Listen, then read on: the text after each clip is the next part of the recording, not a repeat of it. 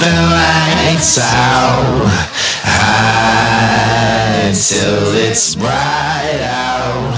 Oh, just another lonely night. Are you willing to sacrifice your life?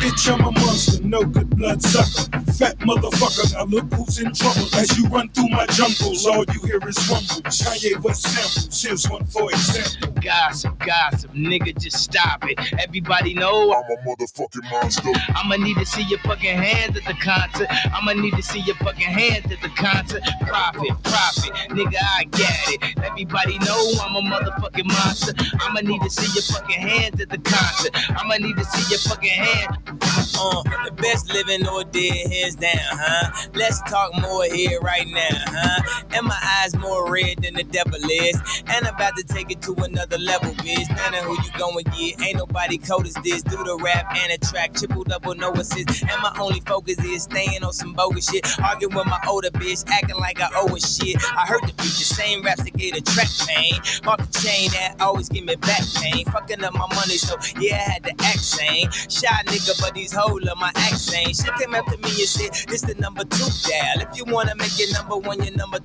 now. Miss that goose in Malibu, I call it Malibu, yeah. Goddamn, easy, I would hit him with a new style. Know that motherfucker well, what you gonna do now? Whatever I wanna do, gosh, it's cool now. Now I'm gonna do, it's new now. Nigga, you motherfucker really need to cool out.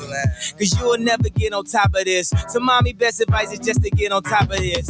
Have you ever had sex with a pharaoh? I put the pussy in her sarcophagus. Now she claiming that I bruised her esophagus. Head of the class and she just wanna swallow shit.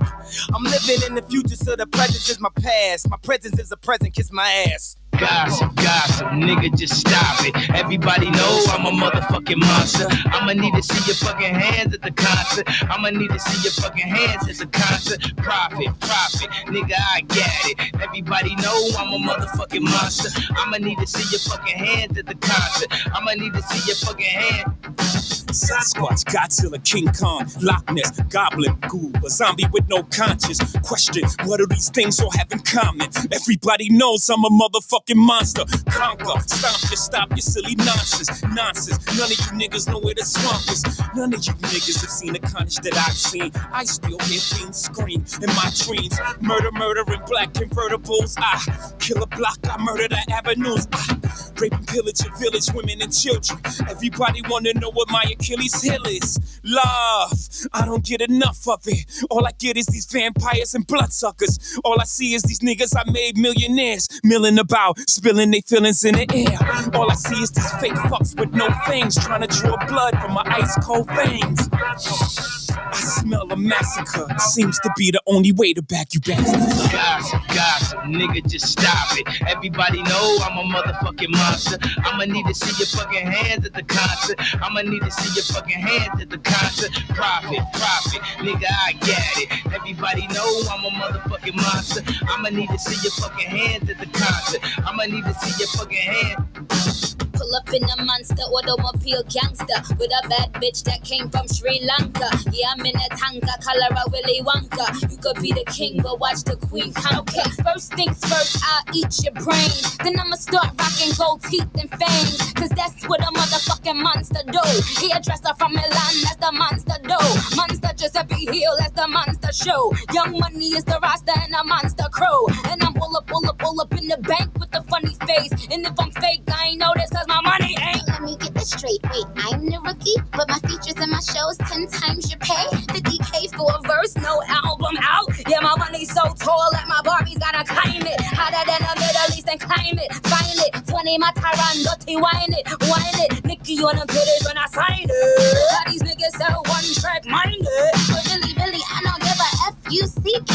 Forget Barbie, fuck Nikki, she's fake. She on a diet, Ball her pockets eating cheesecake. and I'll say, boy, the Chucky is child's play. Just killed another career, it's Memorial Day. Besides, yay, they can't stand besides me. I think me, you, and Am should menage Friday. Pink wig, thick ass, give them whiplash. I think big, get cash, make them blink fast. Now look at what you just saw. This is what you live for. I'm a motherfucking monster.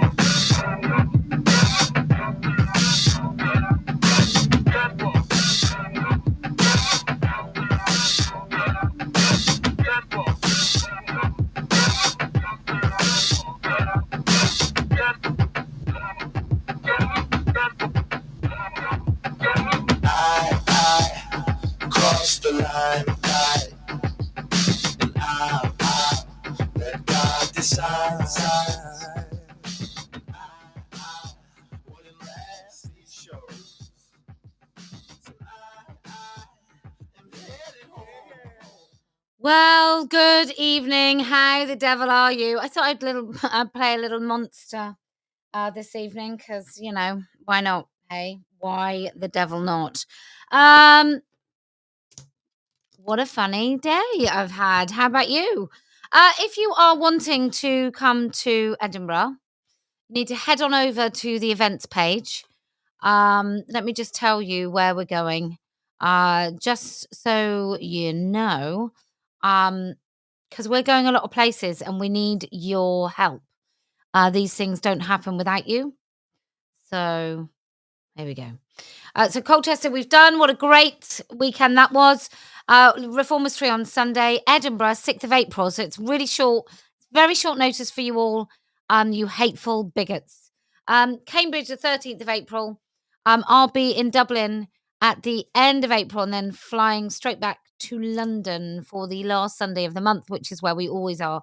At Reformers Tree. Madrid is the 11th of May. If you are in Madrid and you want to help organise, you really do need to get in touch. Go through our contact form on letwomenspeak.org. Oklahoma, 17th of May. Oklahoma, when the wind goes. Anyway, London Reformers Tree, 26th of May. I know I've missed one now. Norwich is the 6th of June. All right, my love.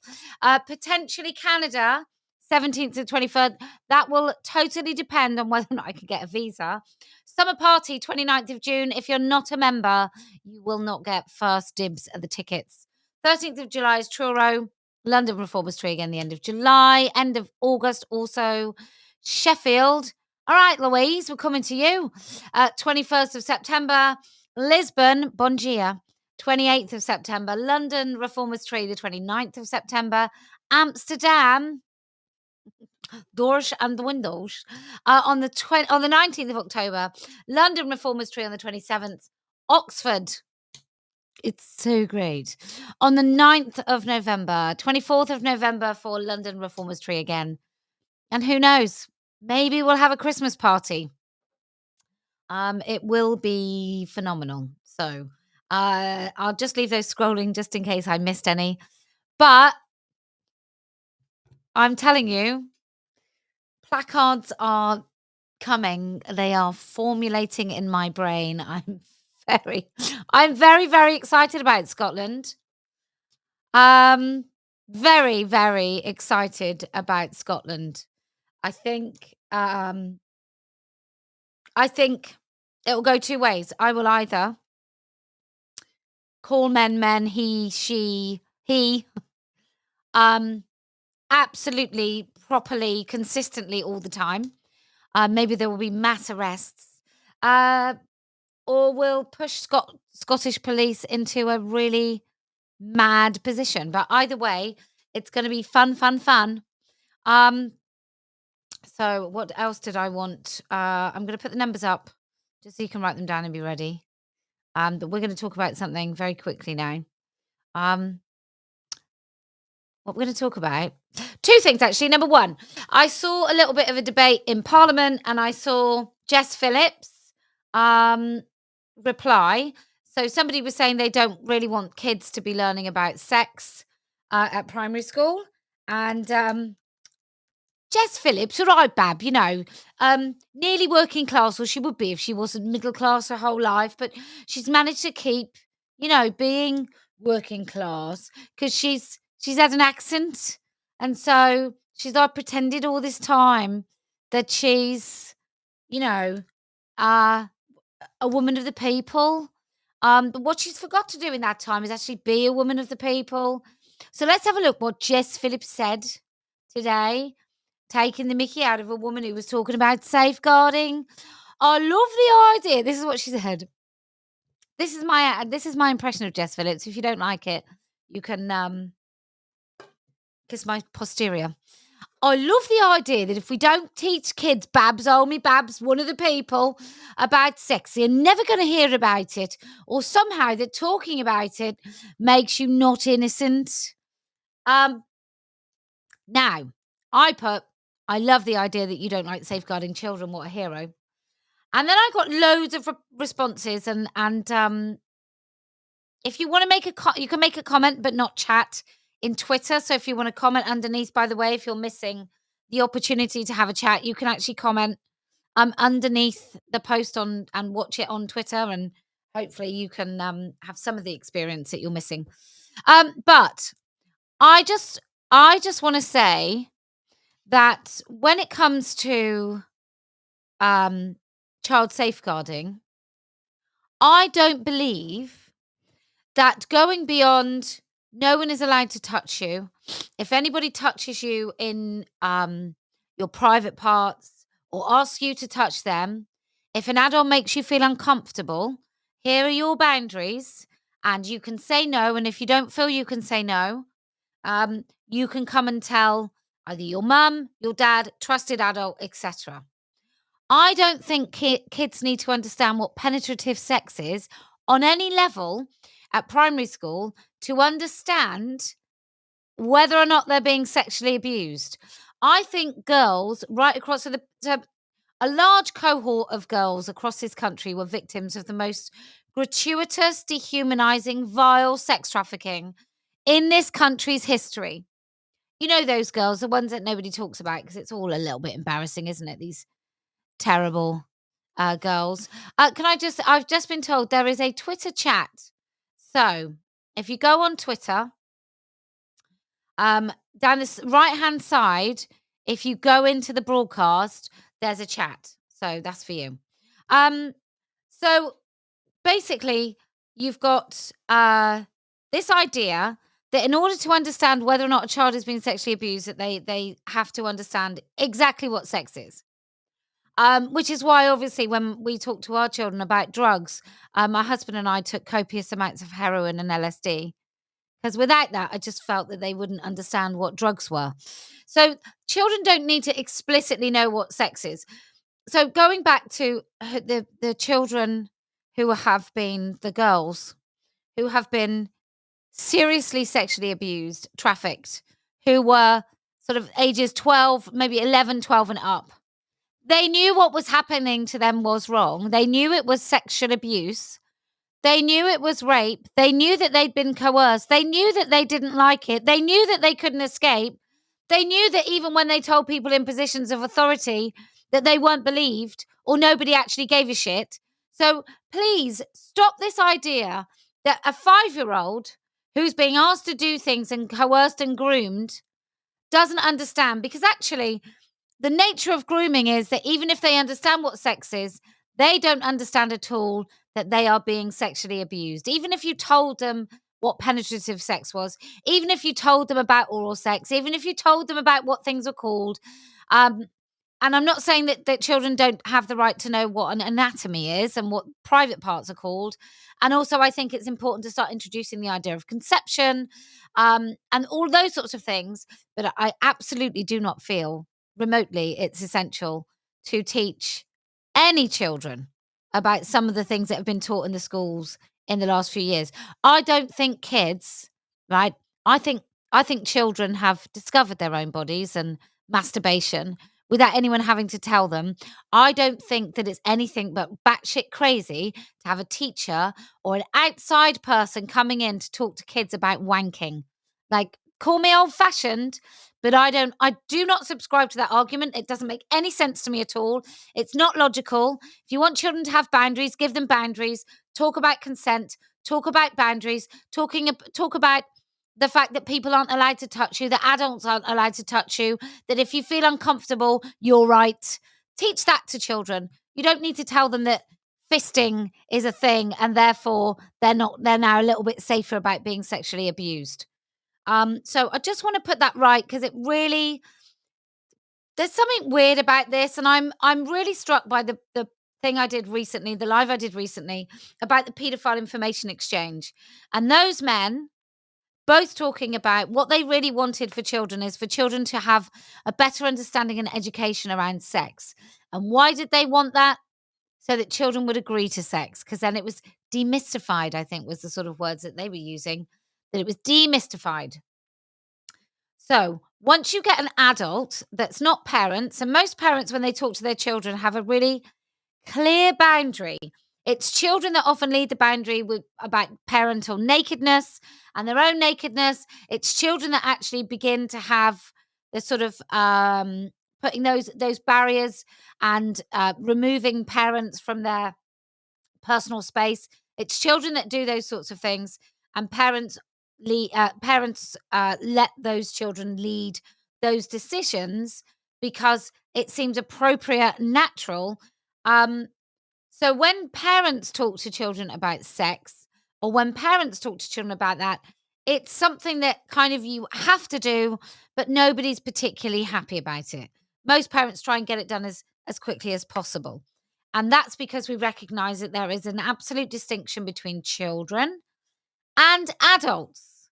And then what you get is some teacher, some idiot who's been to school, sixth form or college, university, straight back into school, who's been indoctrinated at university to think that they have to what, be champions for these kids, that they have to tell these kids things just in case their parents don't. And then what they do is they blur the boundary, they erase the boundary, that comfort boundary between children and adults, and they blur it. I mean, I was quite disgusted when my younger two children went to school, and they talked about periods and the different changes of puberty in sort of year 5, which is when they're 9 to 10. They did it with boys and girls in the class. And I just think, no, thanks very much. Boys and girls both need all of that information. They don't need it in a class together. There's something really deeply sinister. This is around the same time as dinner staff were not calling boys and girls anymore. They had to call them children. Alison,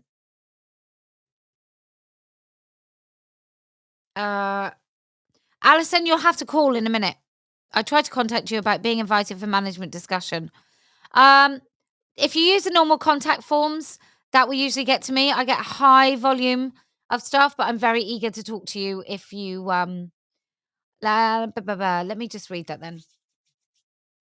I tried to contact you about being invited for a management discussion at work due to a report being made to them on social media. I call a trans-identifying man a man. Looking for advice and support.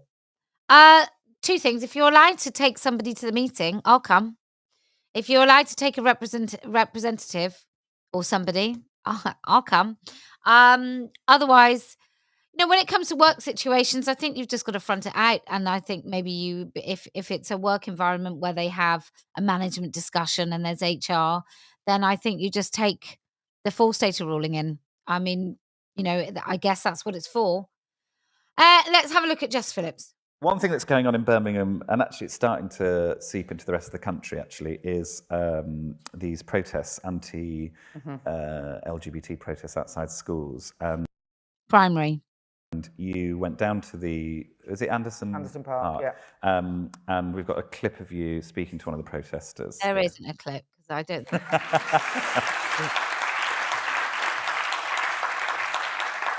That school isn't actually in your constituency, is it? No. I just want to say, if you don't know anything about this, the No Outsiders program decided to launch in this particular school. This particular school has quite a strict Muslim population. That's its intake, and it's primary school.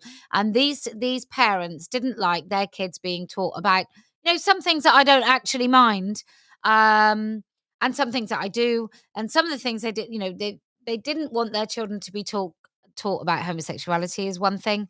And I think what it did is it really shone a light on, do we actually as parents have the right to decide these sorts of moral issues that are taught to our children in schools? And I think you should be allowed, quite frankly, I think you should be allowed to decide on those issues, what's taught in schools and the way that it's taught. So, for example, I think it's absolutely right that if there is a kid in the school with 2 parents that are same sex, I think it's that's a beautiful opportunity to make it nothing, right? To make it normal, nothing, shrug your shoulders. By osmosis, you teach a really valuable lesson to the children there who might think it odd, although I don't know who would in this day and age. But those parents, anyway, they protested outside the school, and we kind of had the answer in that particular instance Who is a minority with the most power? Is it Muslims or is it T? Is it LGBT T? And we found out actually it was T. And I sort of think that when it comes to children up to 11, I think that parents have the right to insist that even if they're wrong, even if those parents are wrong, I think they have the right to decide who explicitly teaches morality lessons to their children. I think once you're 11 and children are a little bit different anyway, and you're in sort of a secondary school, I think actually then we have a duty to ensure that children are taught a broad range of things as belief systems and as not belief systems. Otherwise, we could take all religion out of schools, and we don't. And I'm sure those parents wouldn't like it. But up until the age of 11, I think primary schools really should be free from any morality teaching that might go against the family home, within reason. No, it isn't in my constituency. It is in your constituency. But, so why did you... Not the one Joe represents. No, yeah. Yes. Oh, fuck, I'm an MP. Why did you feel that meant that you needed to go into somebody else's constituency? It had been going on for a number of weeks at a different school, which is also not in my constituency, Park Field, which is in like Hodge Hill, Allen Rockway.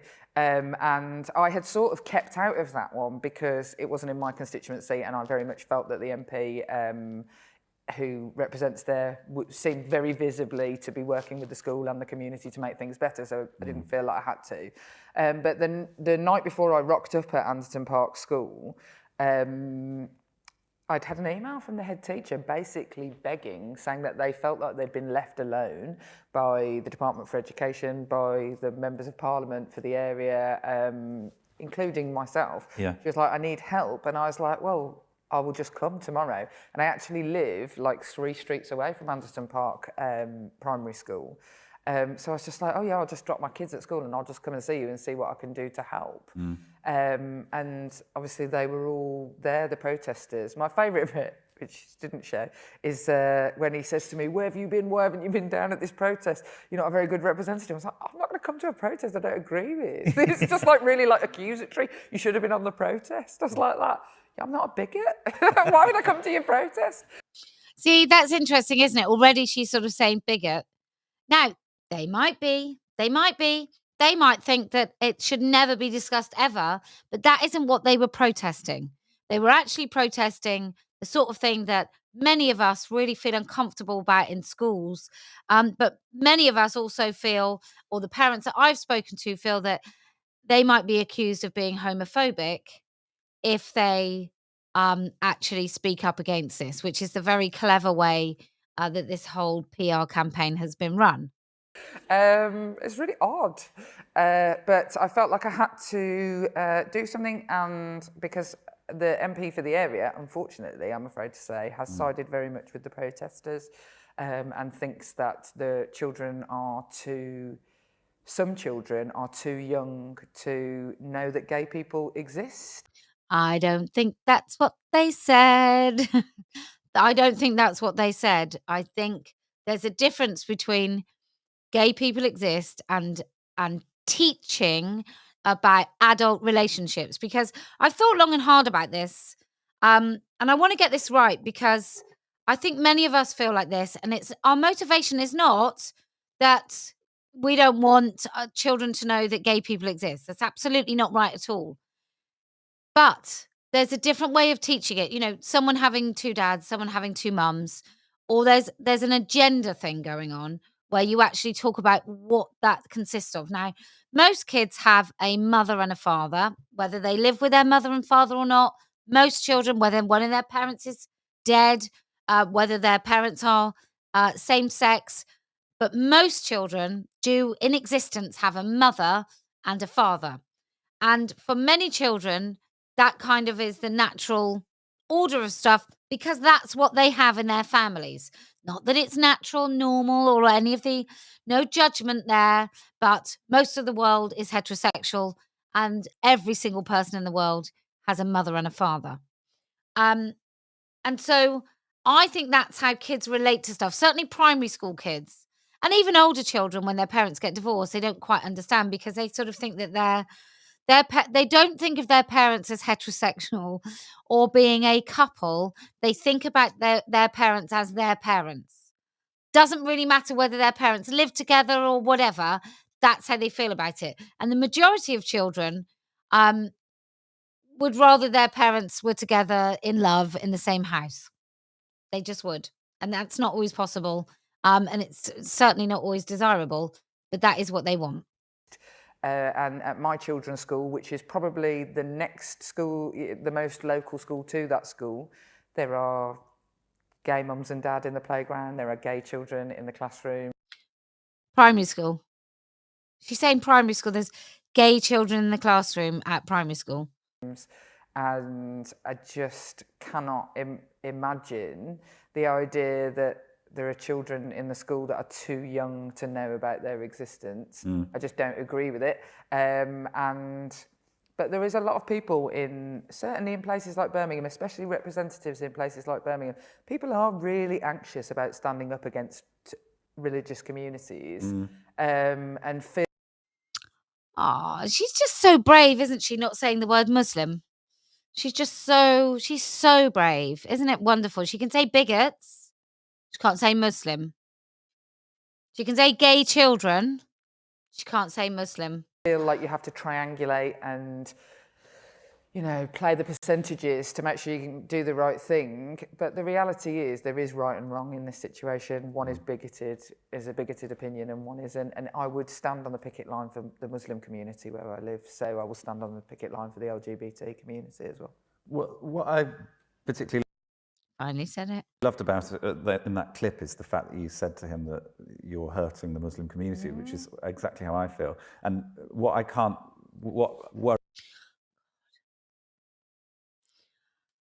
Islam, like many Abrahamic religions, although more vociferously than most Abrahamic religions, thinks homosexuality is a sin. So you can say hurting, you can say hurting a community, but generally speaking, there is an overarching loathing of homosexuality. worries me about it is I'm obviously invested because I am LGBT, but I had this amazing cab journey with a Muslim driver who I was off to the protest for the People's Vote, and he said, "Oh, what are you up to?" And I said, "I'm going to this vote." And he said, "Oh, it's good you're doing that because it's taking up so much time, isn't it? All of this chat about Brexit when there are much bigger issues. Like they're saying that it's all right to be gay in schools." And I was like, "Oh God." And I was like, "Well, why'd you say that?" And we started talking about it. And actually, like anyone who has those sort of views, they fell apart quite quickly. And he said to me, "Well, the anus isn't for having sex." And I said, "Well, have you ever had a blowjob?" And he went, "Yeah." And I said, "Well, the mouth isn't really meant for sex, is it, if you look at it like that?" And he went, "Oh." And I went, "I'll see you in hell."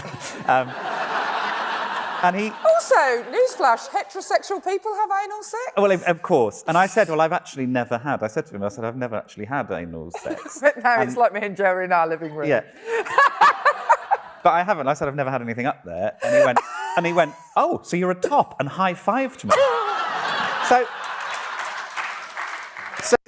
Muslim community system and Parliament legislates for the rules of this country. And actually what I have found representing in lots of cases conservative with a small c, because they're certainly not conservative with a big C, Muslim community, is that if there are rules like you have to teach every part of the Equality Act in every school to every child, it will be accepted. So that's Jess Phillips. If you want to teach children about the fact that men can be women and you shouldn't discriminate against them and you really should call people by things that they're not, she's fully on board. So let's just look. These are the women of Labour. These are the women of Labour. She reads out that list, and this is who she is. Yeah. That that is the rule, that is the way that is. What the government have done and what has caused the trouble in this instance is that they've allowed this sort of fudge because they listen to religious communities. And funnily enough, it wasn't the Muslim community they were listening to at the time when they made this fudge. It was other religious communities where it's up to the head teacher to decide. And all that means is that head teachers across the land can have pressure put on them. So what Jess Phillips is saying there is, I want all children to be forced by government to learn about things that is not age appropriate. That's what I want. I just want all kids to be told that boys can be girls and girls can be boys, because, you know, that would be good. And I want the government to force that. So that isn't she great? What I love about her is nothing. Them. Yeah. So the solution is a rules-based system, and all of the people I grew up with, all of the people in my constituency will carry on living by the rules just as much as they ever have. But it's when the government gets nervous. We're all so nervous, and we live in this time where we're so nervous to try and just do the right thing. And yeah, and you don't do it. Like, she's so nervous, she just doesn't bother anymore. Anyway, you didn't join tonight to listen to me witter on about Jess Phillips.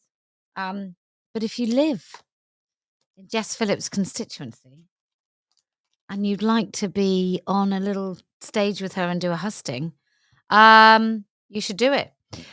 That's what you should do every single election you can. On that note, let me just say, Scotland, where we're going soon, proportional representation. How good is that? What did you come for? Probably this. I'm in the phone booth, it's the one across the hall. If you don't answer, I'll just ring it off the wall. I know he's there, but I just had to call. Leave me hanging on the telephone. Leave me hanging on the telephone.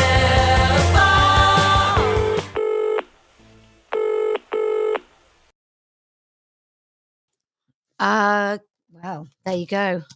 You know what? I'm so busy, not remotely prepared. Right. Okay. The lines are open. If you want to call TERF Talk Tuesday, you are more than welcome. And we are taking calls. And I know it's going to be weird because we're not on YouTube. Because we were talking about grooming. They're getting ready for Scotland, I think. But we were talking about specific groups and grooming. And that's why. So if you are wondering, that's exactly why nobody did it. Well, anyway, if you want to call, if you're in the United States and you want to call, it's 8777-291-771. I know that phone lines in my area are weird. Hello, good evening. This is TERF Talk Tuesday. My name is Kellie-Jay. You can say who you are. You don't have to. What would you like to say? Hi, good evening. It's Louise WS off Twitter. Hello, how are you? You're right again. I'm okay, thank you. I'm just been tuning in. Obviously, and it was just a little bit about Edinburgh because I've booked my train ticket, so I'm coming. Because I wouldn't want to miss you again because I've missed you too many times. So I'm heading up there. Just like how do we go about it? Like, are you keeping your eye on like the developments of like what's going to happen and stuff? And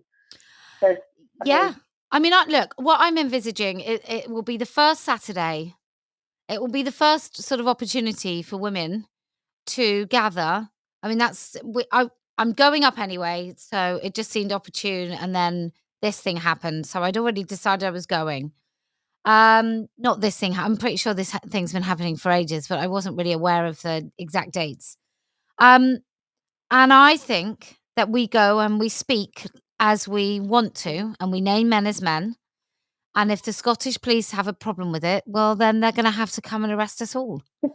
They'll be very busy on there. That's what I was thinking myself. I thought, well, they'll have to just arrest us all because we can't. mean, how can you arrest someone for speaking the truth? It's absolutely ridiculous. It's gaslighting on a national stage. But I mean, it'll be good media exposure for us women who are there, out there telling the truth. So, I mean, if anything, they're going to undo themselves with it all. I'm looking forward to sort of some chanting in unison. So we're all kind of doing, is it misgendering that's going to be a hate crime? That we're all doing that at once. I mean, let's do it. Let's just make it. Let's just do it. Let's just test the law. Like, let's do some civil disobedience. Well, why not? Because obviously we've been polite for so long, and I think the agitation has to go on, doesn't it? Unless we make a nuisance of ourselves, then we're not going to get anywhere. Yeah. So I'm looking forward to it, and thank you for obviously sticking your neck out and constantly putting yourself on the line for us women that need a voice. So thank you, it's much appreciated. Well, you're very welcome. The ever disappearing woman, Louise. Thank you. You'll still see me there. I'll have my turfy trainers on, so I'll give you a shout. Amazing. Right, nice to talk to you. Cheers, lovely. Take care. Bye. All right, bye. If you're wondering what that's about, Louise has just had this amazing sort of physical transformation. She looks incredible. Hello, good evening. This is TERF Talk Tuesday. You can say you don't have to. What would you like to say? Hi, Kelly. It's Leslie. Hi, Leslie. How are you? Hi. I was just thinking when you were saying about the chanting, and when we were at Glasgow, it'd be quite funny if we all started singing "You're a Man." Yeah, well, all in unison. The Julia Long song. Sorry? It'd be quite good to probably sing "If You're Something" and that he's a man. Maybe we should. If a person's got a penis, he's a man. Yeah. If a person's got a penis, he's a man. Well, I might actually text Julia and make sure she's coming, because that would be amazing. I think you have to catch these things right at the beginning. You have to make it such a mess for the politicians and the police. I mean, look, we've had in this country, I'm sure they've had it in Scotland. We have had people literally calling for jihad on the streets and not get arrested. So let's see if in contrast, women just saying he's a man, you're a man. Let's see if that is treated totally differently by the police, shall we? Because I think it will be. I think it's going to be totally different. It'll just be interesting how they do it. Like, how are they going to do? How are they going to do it? It's like I'm Spartacus moment, isn't it? Yeah, just all we've got to say is he's a man. Maybe we should just do that to take the piss. I'll stand up and say, I'm Spartacus. Well, I mean, he wore a dress, so maybe he's a non-binary old Spartacus. Yeah, he did. But he did cross-dress. I'm pretty sure. Maybe he's not been transed yet. Maybe they haven't thought of it. But yeah, I just think, like, what they're going to do, arrest us all? Crazy. Absolutely crazy. I think in countries where it's been done, I can't remember, but wasn't there some Northern European country where they arrested a woman under similar laws, and in the end they just had to drop it? I can't remember. There's a woman in Portland, Oregon, who has been criminalized for misgendering. You know, in America, where they have actually the First Amendment. Yeah. But they totally did that. And I don't think there's a country like nearby that's done it where women haven't been cowed into silence. So I think this is the first time that a country has tried to impose this shit on women that are definitely not going to comply. Yeah, and they were selling it to the public as a kind of anti-racism thing, weren't they? They said, "Oh, it's about and demonizing young white." Well, that's why I played a bit of Nicki Minaj. That's why I played a bit of Nicki Minaj Monster. I mean, I'm sincerely hoping that some women go as monsters. On did you see that woman she'd sewed one, had she? Sewed that thing, sewed the monster costume. Oh my God, it was brilliant. Well, I hope she comes to Edinburgh on the 6th. Look, Glasgow was an absolutely transformative event. It was just amazing. It was so well organised. We had some amazing help in Glasgow with the women in Scotland who are pretty good at organising these things. The attendance was absolutely off the charts. I don't know if Okay. there's been another event so well attended as that one. And the speeches were sublime. The police had a job to do, which always makes us look good, because the opposition were morons. But it was it was such an amazing event that I really hope, if Edinburgh's halfway to the strength and the impressiveness of Glasgow, I think it's going to be an incredible event. But I've got banners. Oh my God, it's going to be amazing. Leslie, are you coming or is this a bit I'll far? try. My house up and down, but I'll try. Without giving away where it is it not that far from the train station? I don't know.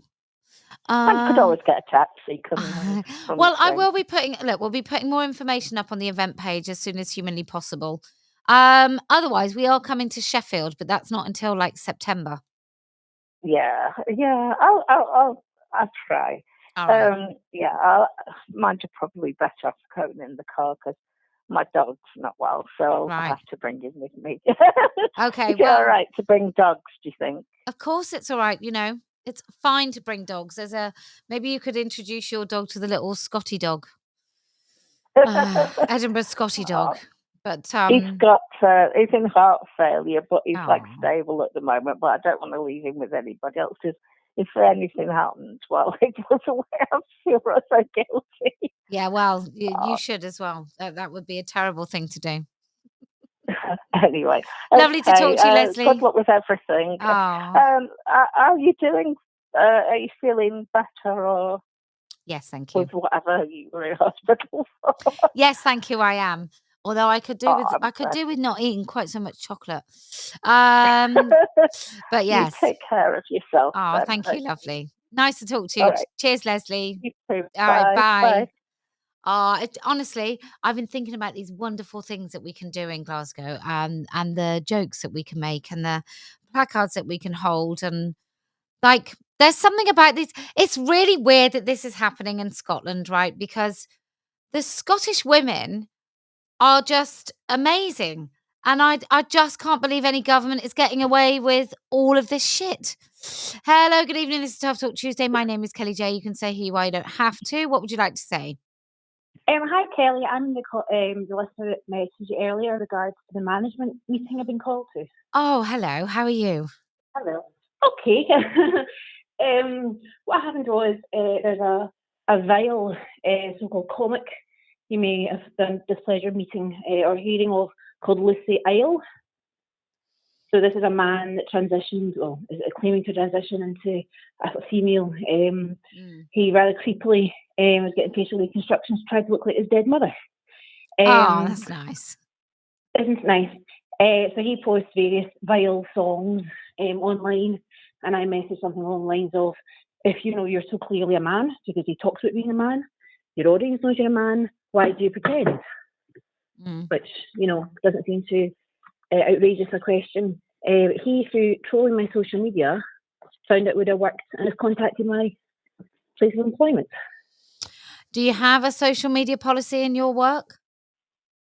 We do. It's not to bring the company into distribute. That's broad. That's quite broad, isn't it? Yeah. But you're under your own personal name. You don't say where you work. He's just tracked you down. Is that right? That's correct. So it would be difficult for them to prove that. Yeah. I mean, it maybe not in this day and age, but I would think if you had representation, if you could take someone with you who understood employment law, if you knew anyone, are you in Scotland? Yes. Yes. So if you knew anyone up there that would just be willing to accompany you to that particular meeting, because okay, but somebody else does, I'd like to hear. I mean, look, I'm just thinking, no, of course, no. Yeah, Glasgow. Oh, are you? let me think on that, because I'm going to be I'm certainly going to be up there at the beginning of April. I'm just wondering whether I it's could the stay week an extra before. day and I could come with you on the 8th of April. It's not. It's this coming Monday. Oh, have you got to go this coming Monday? Have you Yeah. got anyone that you can take with you who's Nobody that is kind of along our lines of thinking. I know, if you know what I mean. Unfortunately, the only option I have is to take a union representative. Oh, are they going to agree with you? You're right to. I don't know. I'm not sure. Unsure. I'm just trying to think, right? I think that there will be women. If I put a little shout out on Twitter about women Yeah. who live near you, there's plenty of women Yeah. in Glasgow and Edinburgh and all around near you Mhm. who would accompany you as like a support, which I think you can take. I think you probably have to ask your work who you can take, but there must be Yeah. somebody that you that could come along. Even if so, I've been told I can take somebody who works for the same company as I do, plus a union rep, or a union rep. But what I'd really appreciate, I don't know if you have something or anybody else does, but something that outlines the kind of legality of being gender critical as a protected belief. You know, what was the outcome? You know, like, so it's almost like a statement I could read out. Well, this is the thing, isn't it? Because it is a protected belief. But if I play devil's advocate, if you say something online that could be considered by some people offensive, even if it's bullshit, right? By some people offensive, then they might argue that that's enough to kind of give you a slap on the wrist. But what I would say was a more logical argument is that you don't say anywhere online who you work for. It took somebody trawling through everything to try and find who you work for. So therefore, you haven't brought the company into disrepute because you weren't representing the company. It's only because of this person and the obsessive arse that they found you. But Isla Mac, somebody suggesting Isla Mac or Free Speech Union might be worthwhile for you to join, Okay. and they might have a representative that can come with you. I do think, union rep. I don't know if they count as a union. Free speech union. I don't know if they count as a union. I have often said, and maybe this is something that Party of Women will talk about, is that we need a genuine women's union who actually stands up for the rights of female workers, because we don't. Yeah. They're all co-opted. Yeah. They're all captured, the unions, as far as I can see. Okay. Right. Thank you for your help, and I'm open if anybody has any other suggestions. Okay. Well, I will. I'll reach out to Isla Mac. And you go. I would sort of join the Free Speech Union tonight and get in touch with them tomorrow. Okay. All right. Best of luck. All right. You're welcome. Cheers. Bye-bye. Bye. I can see these messages. Somebody says, "Can you see these messages?" I can. I definitely think we ought to do. Oh, Neil Hanvey MP is somebody apparently would be good to contact. So that's what we're here for. That's what we're here for. Oh, mad, isn't it? But I do think we need a women's union. And I think sometimes what happens with unions, it's a little bit like what's happening in other areas of movements, is that they start with these good ideas and then they just turn into Snowball and Napoleon, and then you look from pig to man and man to pig, and you have no idea who is what and who was there first, and I think that's the thing, isn't it? Somebody says Helen Pluckrose does stuff like that. What is that? Cape for AGPs? Is that what we're talking about? I'm not sure if that's what we're talking about. I don't think that's what you're talking about, but that's what she talks about. Yeah. It just struck me the other day as well about on the issue of just Helen Pluckrose just reminded me. Joanna Cherry might be able to help you as well. Somebody was saying about, I was just thinking, like, why would we have a large organization, right, devoted to one aspect of children's mental health? Like, if a girl decides that she is obese and she's skeletal. How is that different? Why wouldn't, like, we don't have anorexia medicine, we don't have anspect, do we? We don't have bullspect. We don't have that. We don't have large organizations actually focusing on this one thing, which I think we ought to really take focus off. So we don't actually have that. So I just think it's quite interesting that there's this pivot to pretend that something called gender dysphoria, which I think is a bullshit term, but something called gender dysphoria, where apparently somebody thinks something like that the expectations that society has on them as a boy or as a girl, and their fixation on one part of their human experience, which is like their genitals or their bodies or whatever it is, that thing can come under the title of gender dysphoria, and that requires this whole different approach. How is that any different to a child who is too frightened to leave the house, or a child that looks in the mirror and sees a fat person, or the child that is, absolutely petrified of something or someone or some circumstance, or any other trauma response, too frightened to step on carpet, whatever it is, right? How can this be remotely different when it's all a response to trauma? I just don't know. I think my phone lines are down because it's weird. Good morning, Kelly Mole. Good day to you. If you would like